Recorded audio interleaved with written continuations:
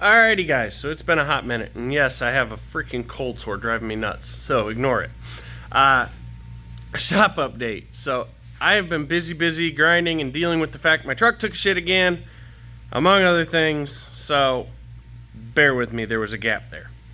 The carbon Gixxer motor is almost together, so I ordered everything, and I got the bearings in, and there was 2 rod bearing sets missing, so for a temporary moment, I went ahead and installed the lower rod bearings, and the caps have the wrong bearings in them.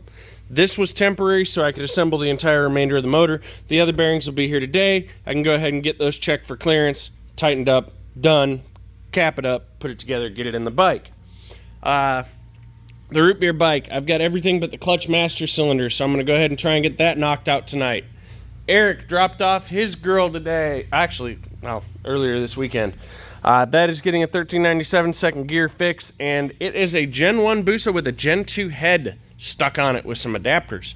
He wants to ditch that, go back to the Gen 1 head. He provided me a cylinder head. Now, it's not ported, it's nothing fancy. That's supposed to have dual intake cams in it, so I'll just be putting those dual intake cams on that head.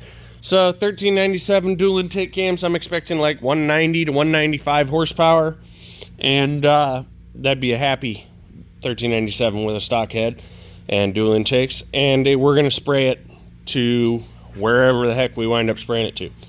Let's see.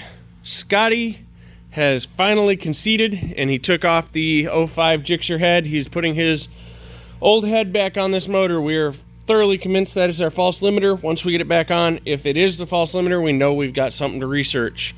We'll do some measuring, probably see if I can find someone with a 3D measuring device or scanner who can figure out what is different. I think it's a cam angle issue. I think it's a cam pin issue. Maybe the position of the cam is a little different in relation to the sensor. This motor is Scotty's. I just stripped it down. I'm working on stripping it. Haven't heard anything from Cuddy. I know this bike needs a harness. This bike has so many freaking bad wires, it's not even funny. So we're just going to harness it and put an ECU on it. Hopefully that solves problems. Brett, hopefully tomorrow, it looks like, according to the tracking, I'll have the new fuel sump, so I can go ahead and change that out and get this girl fired up. The TLR smoked the stator and rectifier as soon as it started idling. I started it up. It was running great on its own. Still had a gas leak. He got a bad gasket from Quantum. They're going to warranty it. But it sat there idling. I was waiting for the fan to kick on. About the time the fan should have kicked on, and it may have kicked on, the rectifier went up in smoke and cooked the stator at the same time. And the bike quit running. So I'm going to have to find what it killed there. It's throwing a C24 code, which is front cylinder coil failure. So it may have smoked a coil or a wire going to the coil. Either way, I'll find it. Jimmy's, I need to get on. Silver bike, I need to get on. That one I'm waiting on one more estimate for the insurance company. Otherwise, they have everything else they need. So that is the current shop status. My truck has no crank signal, is what I was told by another shop, but they're taking forever to work on it, so I'm hunting down another shop. They didn't pick it up when they were supposed to, so I'm hunting for another shop.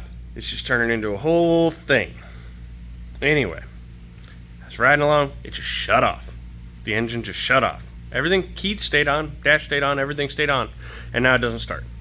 My luck, that truck is cursed. But anyway, see, Spencer Johnson is bringing me a Marauder. That'll be my new bike, and I'm going to take ye olde motor in the corner out of Dragonfly and build that to a 560 nitrous motor. Should be a fairly simple build.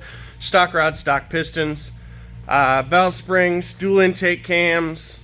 The heck else was I going to do? Stocks, head studs. The works enough to be able to spray up to 100 without any hesitation. Beyond that, probably wouldn't push too much without putting rods in it. But, yeah, I got to put all that together. And then I think that's about it. That's what I got going on. I'm a little lacking on work, but I do have more bikes coming this week. I've got 2 turbos coming down from Ohio this weekend. And I think there's another one coming this coming weekend. You'll see in the shop updates. I'm going to get back in the habit of doing these. Thank you all for sticking around. Appreciate it. Appreciate everyone and their patience. Y'all have a beautiful day.